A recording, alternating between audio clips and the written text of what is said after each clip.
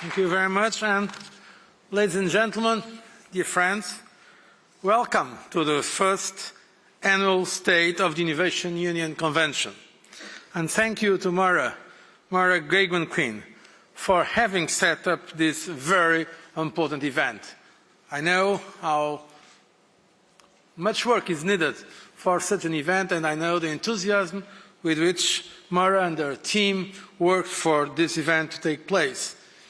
It is indeed a pleasure for me, together with Mara Gagan-Quinn and Antonio Tajani, to share with such a distinguished audience my views on the key role of innovation in contributing to growth, jobs and well-being. History shows, from the Renaissance to the Industrial Revolution and to the current ICT evolution, that there is no sustainable path to growth and prosperity outside the research, innovation, education triangle. This is a lesson to remember, as the European Union economy is going through the most challenging time in its history, and as we try to restore confidence and fiscal sustainability. We need fiscal consolidation, but smart fiscal consolidation. And as I've always said, it is not smart to cut in research and science. We need fiscal consolidation, but a smart consolidation. This is the way to promote growth and competitiveness for today and tomorrow. Cutting spending in key areas such as innovation, education, research and development would be exactly the wrong cut to do. This would be the shortest way to lower growth and fewer jobs in the future. This is why innovation is the cornerstone of the Europe 2020 strategy, our European blueprint to get the economy back on track over the course of the decade. Innovation is a cross-cutting way of equipping all sectors of our economy to be more competitive. It is more than product development. It is also about how society changes and improves. It is about the way we do business, the way we work, the options we choose as consumers and citizens. It is indeed about turning new ideas into growth, prosperity, jobs and well-being. Ladies and gentlemen, let me give you a brief assessment of the European Union's innovation performance by recalling a few facts. Europe starts from a position of strength. It is not short of world-class innovators with the skills and ideas to drive Europe forward. And today's audience is a perfect illustration of this. A number of our member states are world leaders in several fields, from manufacturing and design to aerospace and telecommunications. Our economies are supported by some of the world's most dynamic public services and strong traditions in social innovation. But the truth is that performance is very uneven across Europe. Our collective innovation performance is not, in my view, good enough. Europe is losing ground on several fronts. And today, some of the emerging powers are rapidly catching up with massive investments in education, research and innovation. The reality is that we have to do more and to do it better. Let's look at research. The share of researchers in the total labour force is of 6% in Europe, against 9% in the United States, 11% in Japan. And yes, we remain the undisputable R&D leader in the automobile sector, but we are lagging behind in fast-growing technology-driven sectors, such as software, hardware and electronic equipment. And where are our young European leading innovators? In the United States, more than half of the leading innovators are in their early 30s, compared to 1 in 5 in Europe. US young leading innovators companies account for 35% of total R&D for leading innovators, compared to only 7% in Europe. Let's look now at education. Again, the reality is that we have to do more and better. Only 26% of the workforce currently has a higher education qualification, while 35% of all jobs in the European Union will require high-level qualifications by 2020. And only 30% of Europeans aged between 25 and 34 have completed a university degree, compared to well above 50% in Japan and more than 40% in the United States. Think also of our entrepreneurs. They struggle with too much administrative opacity and burden. It takes 15 days to start a business in Europe compared to 6 in the United States. And European firms have much less access to venture capital than most of their main international counterparts. We are, by value, the largest market in the world, but we are still too fragmented and not enough innovative friendly. Our services sector accounts for 70% of the economy, but our knowledge-intensive services are still underdeveloped. Is the situation reversible? Certainly not. Europe needs to capitalize on its strengths and to address its weaknesses. We must wake up our sleeping giants, notably by completing the single market, including in services. We must strengthen the links between education, research and innovation and get the right mix of skills. This is why we have the Innovation Union flagship. It is a strategic and integrated approach to a strategic priority. It aims at creating the conditions conducive to a successful, innovative Europe. It is about building bridges and pooling resources between the European Union and national research and innovation systems, between public and private sectors, between the world of science and the world of business, between Europe and our international partners.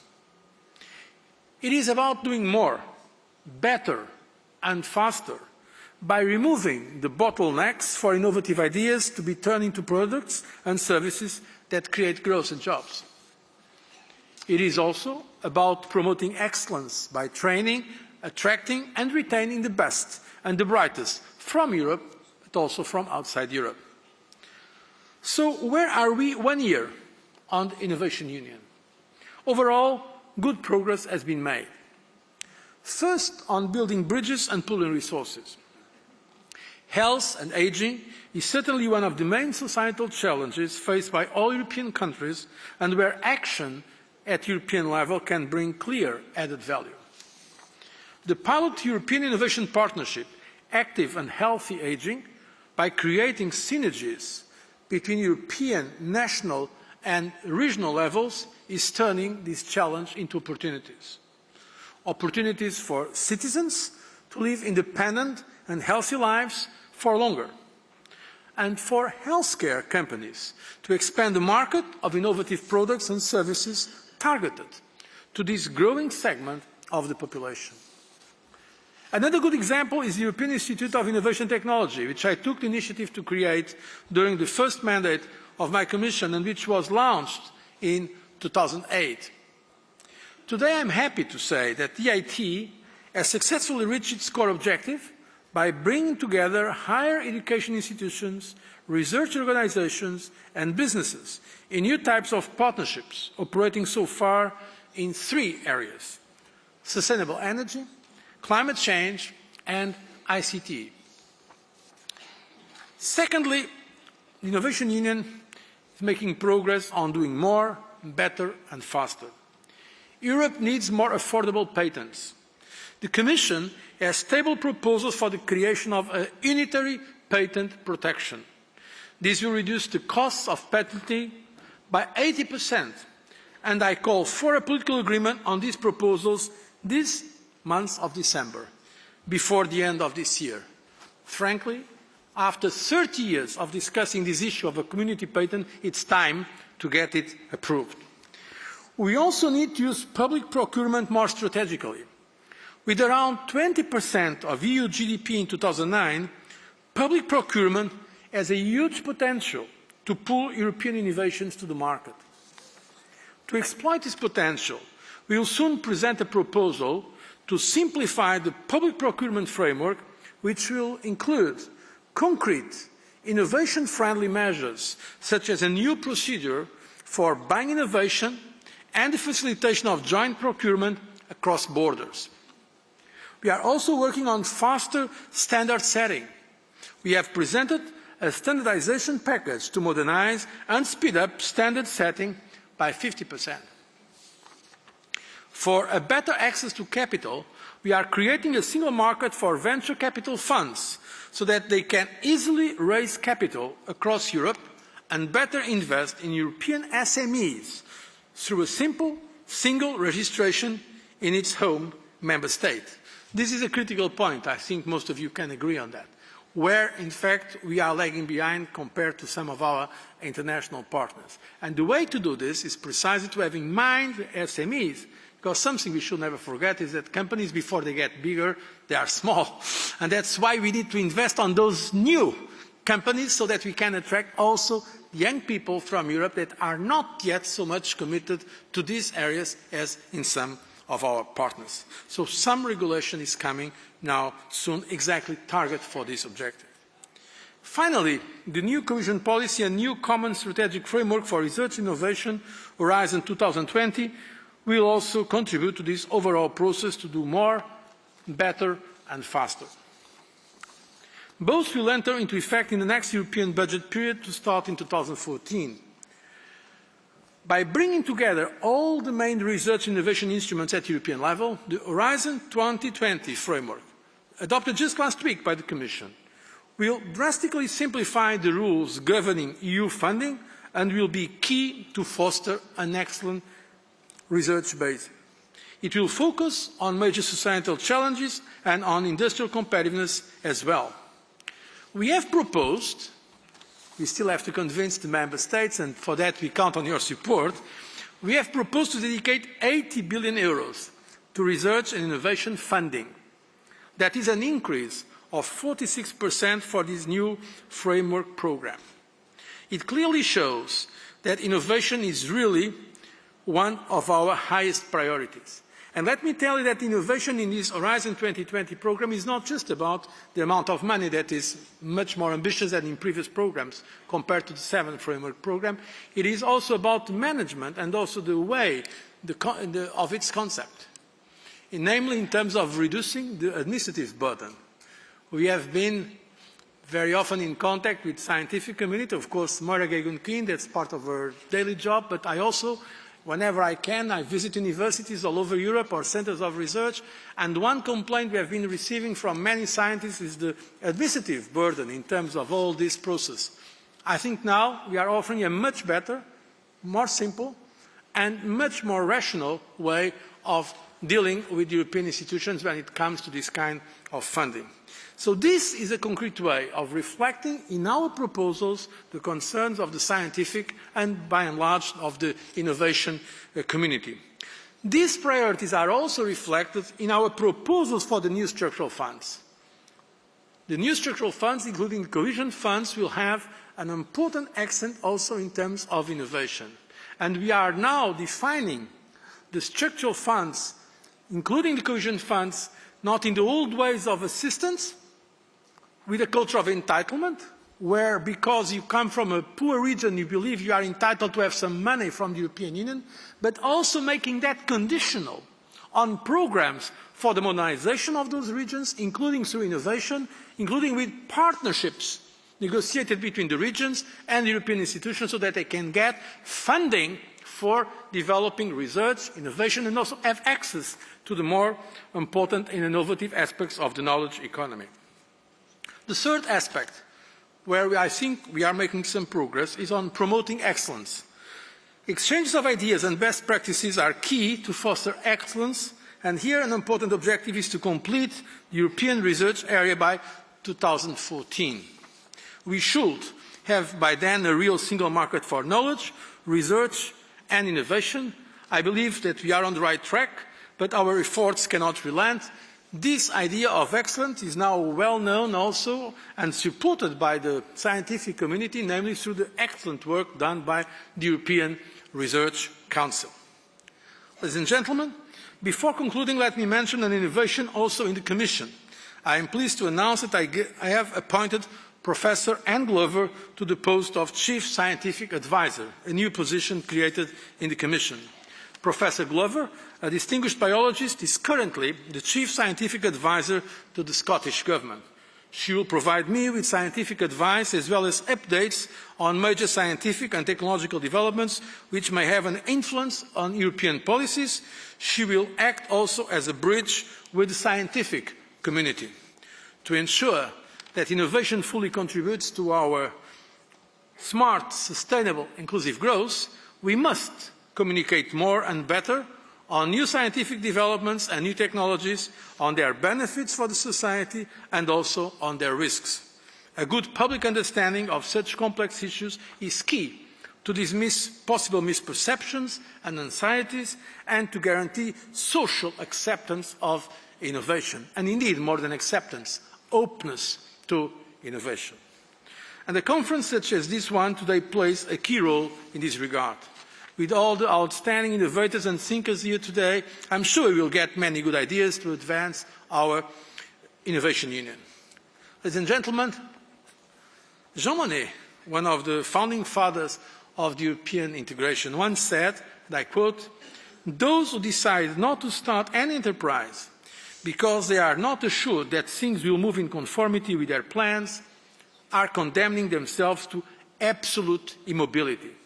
End of quote. I really believe we have to dare starting new enterprises and being open to new thinking. This is what the European Union is about.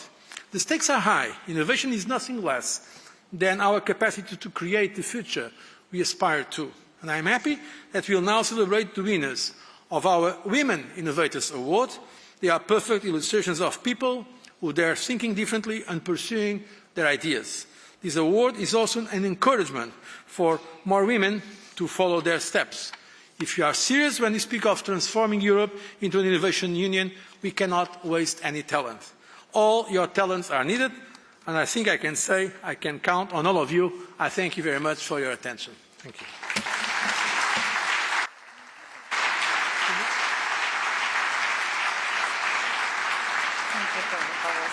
I think you were actually supposed to go off stage, but you're welcome to stay here as well.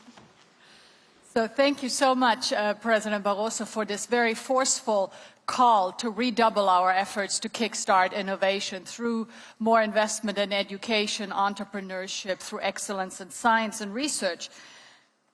I now have the pleasure, the great pleasure, I have to say, of announcing a very special prize that the European Commission is awarding for the first time ever. It is the EU Prize for Women Innovators. President Barroso just mentioned it. It's a pilot project, and it was designed to give public recognition to the many, many outstanding achievements of so many women who not only invented something, but who brought that invention to market. And we all know that Europe's problem is not so much scientific invention per se, but it's really this aspect of commercialization. And these women who are winning the prize today, they managed to do both. Let me also mention some of the other criteria the contestants had to fulfill in order to be eligible to win this prize. Obviously, they all had to be women. Sorry, men. And they had to live in either an EU member state or an associated country to the EU's framework program. They were all, at some point in their careers, beneficiaries of the Commission's framework program or of the SIP program. They had to be a founder or co-founder of an active company that registered before the 1st of January 2009, and they had to have a turnover of at least 100,000 euros in 2010. So you see the criteria were quite stringent and demanding, and that makes it really all the more remarkable that some 106 submissions were received, and I will in a moment introduce the ones that were deemed to be the 3 best. Before I do so, let me say a few words about these trophies that the winners are about to receive. These are not just usual trophies. These are pieces of original artwork that were designed by a distinguished and very renowned female scientist. Her name is Mireille Bailly-Coulange, and she lives in the region of Nîmes in southern France. Madame Bailly-Coulange is really an innovator in her own right. She has invented a very unique technology to carve in acrylic glass, and because she wanted it to shine, she added light boxes under the sculptures, and she is therefore known as the sculptor of light. We are very, very pleased and honored that Madame Bailly-Collonges is with us today. And may I ask you, Madame, to please stand up so we can thank you for these amazing artworks.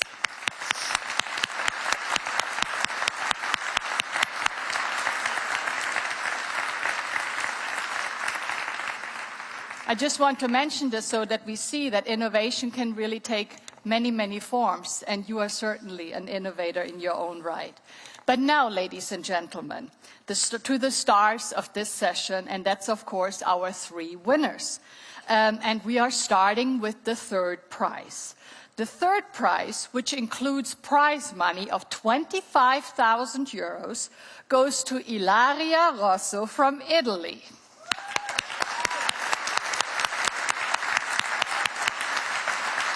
Congratulations. Now let me say, Ilaria holds a PhD in chemical sciences, and she co-founded the company Electric Power Systems. And we have a short film about her.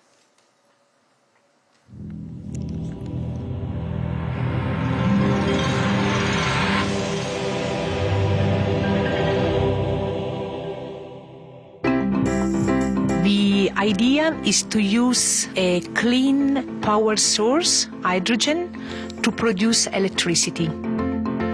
I wanted to convert the prototypes I tested in lab in real products in easy-to-use fuel cell system at an accessible price. This was the great challenge. Our system is completely green. When the final user needs backup power, we use hydrogen to provide it. You can't do a research job alone, okay? You need to work in a team. The balance between job and family is a very hard balance, but it is possible.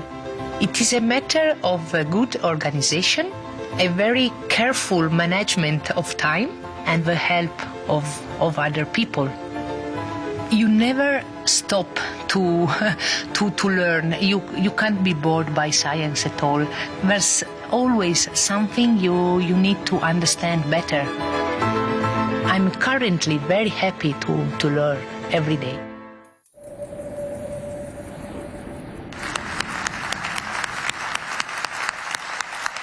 Fabulous, Ilaria. Commissioner Geoghegan-Quinn, may I ask you to come up on stage to give the prize to Ilaria? Come on, in the middle of the stage.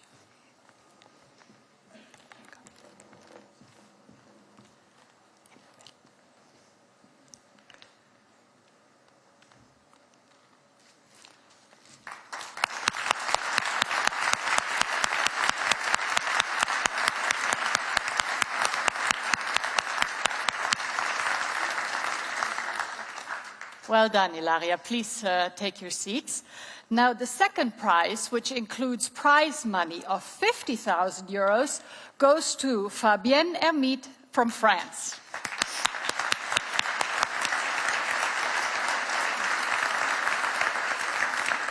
Now, Fabienne holds a PhD in biomedicine and is co-founder of the company Ipsogen. And we also have a short clip about her.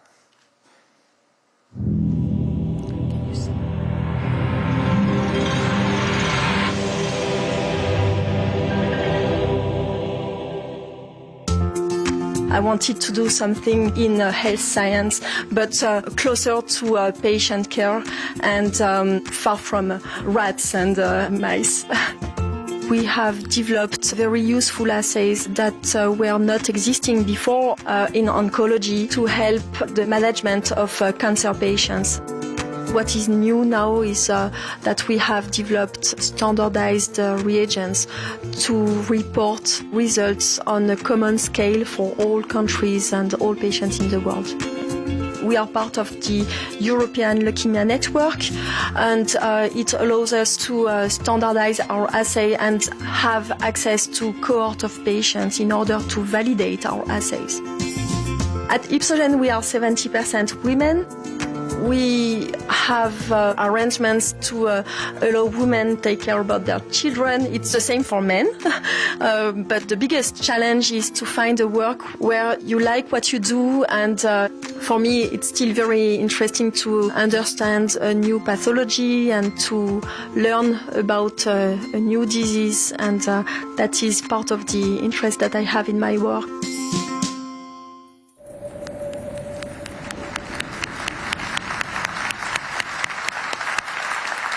Vice President Tajani, may I ask you to come up on stage? There you go.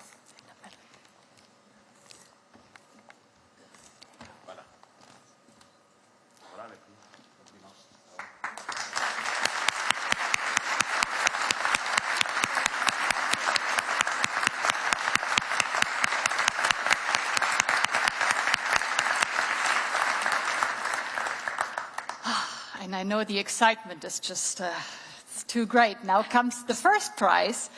And the first prize, ladies and gentlemen, the first prize with prize money of over 100,000 euros.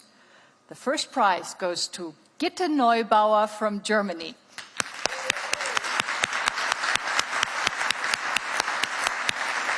Nochmals herzlichen Glückwunsch. Now, Gitte also holds a PhD, surprise, surprise, this time in biochemistry, and co-founded the company CellZone, a drug discovery company. And here's her clip.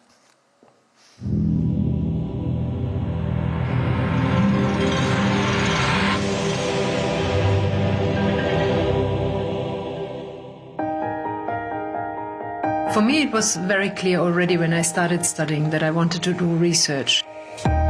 CellZone has a unique technology which allows us to research best how drug molecules interact with their targets inside the cells. And that we are applying to actually design and develop new drugs for inflammatory diseases and for cancer.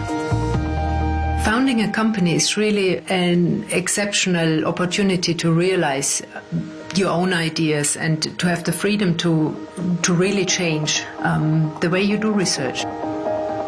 We have a very diverse team, so we have actually more women in the company than men, and we have 16 different nationalities, which makes working here a fun place, and also a very creative place, which I think you need very much in a high science business.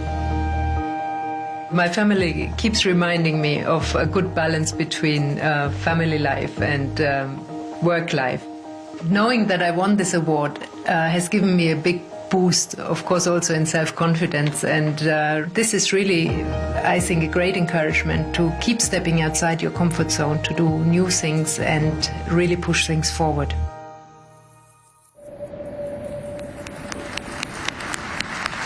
President Barroso.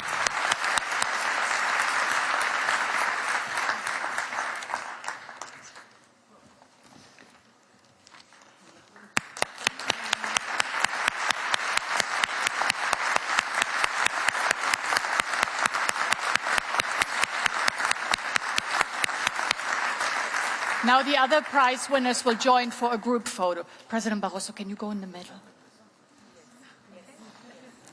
Maybe if one pair, if okay. So, yeah. Let's give them another round of applause.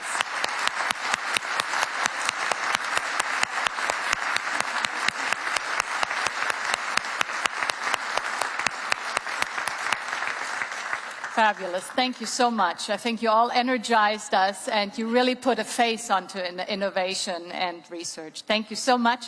If I may ask you now to take your seats here in the front, because now that we have been in the presence of so many inspiring, visionary, and entrepreneurial women, I see no reason to stop here.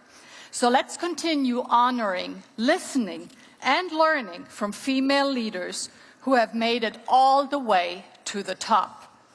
Few women personify more power and more success than the Chancellor of my home country, Germany.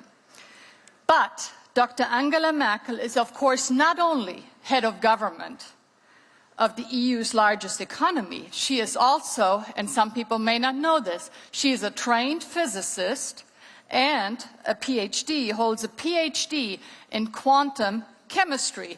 So to our winners, I just want to say, if you ever get tired of science, you still have a whole new career ahead of you.